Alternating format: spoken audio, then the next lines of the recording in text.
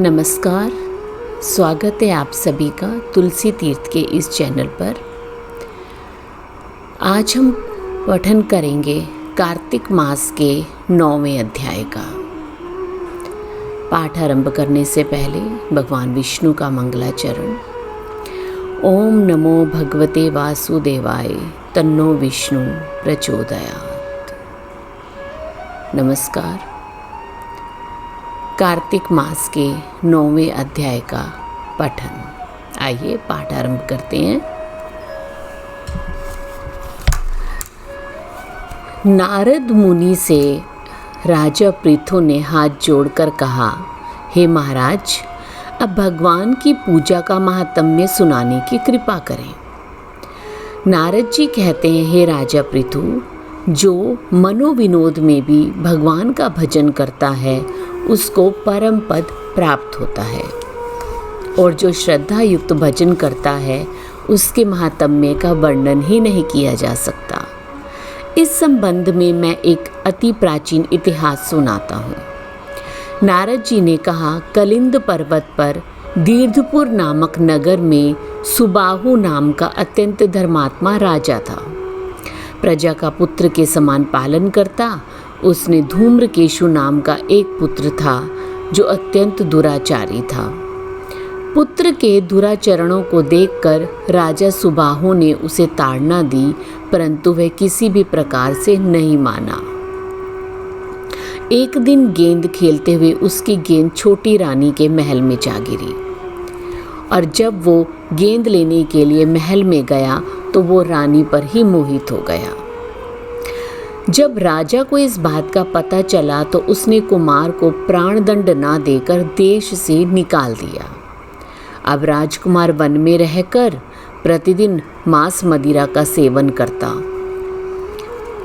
चोरी इत्यादि करके जो भी द्रव्य लाता वह सब वैश्याओं को दे देता। घूमते फिरते एक दिन वह वृंदावन आ पहुंचा। कुछ समय बाद उसने सत्यव्रत नामक एक परम विष्णु भक्त को देखा, जो अपना सब घर बार छोड़कर कार्तिक मास में भगवान का पूजन करता और केवल कंद मूल फल खाता था। वह भक्त नित्य प्रति भगवान से प्रार्थना करता, हे भगवान, इस दुख रूपी संसार में डूब रहे मुझ दीन की रक्षा करें। मैं राधा जी सहित आपको बारंबार नमस्कार करता हूँ। प्रेम मग्न होकर वह कभी कभी रोने भी लगता। धूम्रकेशु ने इस भक्त की जब यह क्रिया देखी तो रात्रि को वैश्य के घर आकर मिट्टी की एक मूर्ति बनाकर वैसे ही सब कृत्य किया, और अंत में स्तुति करके वहीं पर ही सो गया। दैव योग से राजा के दूत वहां आए और उनके हाथों से धूम्रकेश मारा गया।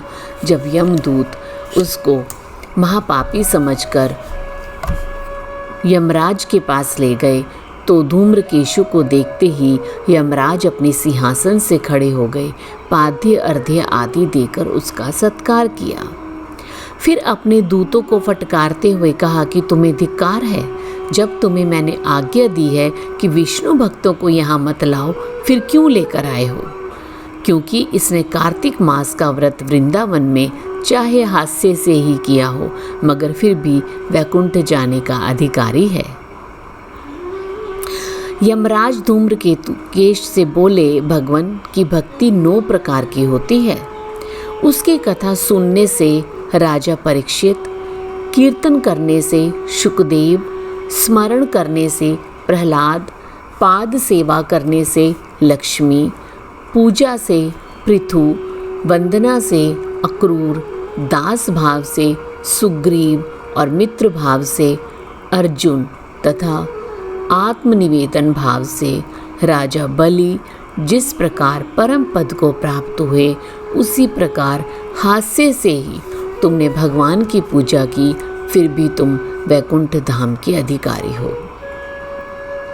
यद्यपि अंत समय से पूर्व किए जाने वाले अपने कर्म अनुसार तुम नरक के अधिकारी थे, तथापि अब निश्चय ही तुम्हें वैकुंठ प्राप्त होगा। कार्तिक मास में की गई भगवान की पूजा कभी निरर्थक नहीं जाती। जहाँ पर भगवान शालिग्राम हैं वहीं पर गंडकी नदी तथा अन्य तीर्थ हैं। तब धूम्रकेश महाराज से पूछने लगा, भगवान, सब नदियों को छोड़कर गंडकी कैसे प्राप्त हुई?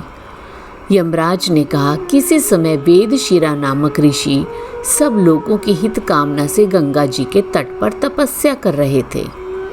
घोर तप से भयभीत होकर इंद्र ने ऋषि की तपस्या भंग करने के लिए मंजू घोषा नाम की अप्सरा को भेजा। अब मंजू घोषा उस रमणीक स्थान में क्रीड़ा करने लगी, अपने नृत्य का प्रदर्शन करने लगी। उसी स्थिति में उसने मुनि के चरणों को स्पर्श किया तो उसने सोचा कि मुनि अब मेरे वशीभूत हो गए हैं, परंतु क्रोधित होकर मुनि ने उसे श्राप दिया कि तुम इस संसार सागर में डालने के लिए जो तुम मुझे उद्धित हो रही हो, अब तुम नदी बन जाओ। मंजू घोषा ने कहा, मुने, मैं श्राप योग्य नहीं हूँ, आप मुझे क्षमा करें। उसकी प्रार्थना से द्रवित होकर मुनि ने कहा, जिस समय भगवान विष्णु वृंदा के श्रापवश शिला रूप होकर तुम में स्थित होंगे, तब तुम भगवान को धारण करने वाली होगी। इस प्रकार मेरे द्वारा दिया गया ये श्राप तुम्हारे लिए वरदान से अधिक साबित होगा।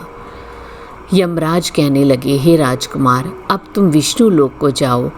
तब धूम्रकेश सुंदर विमान में बैठकर वैकुंठ लोक चला गया। इति श्री 9वां अध्याय समाप्त। कार्तिक मास के 9वें अध्याय की कथा आपके समक्ष आपका निरंतर स्नेह और आशीर्वाद बना हुआ है। आशा करती हूँ कि सदैव बना रहेगा। कल हम पाठ करेंगे कार्तिक मास के 10वें अध्याय का।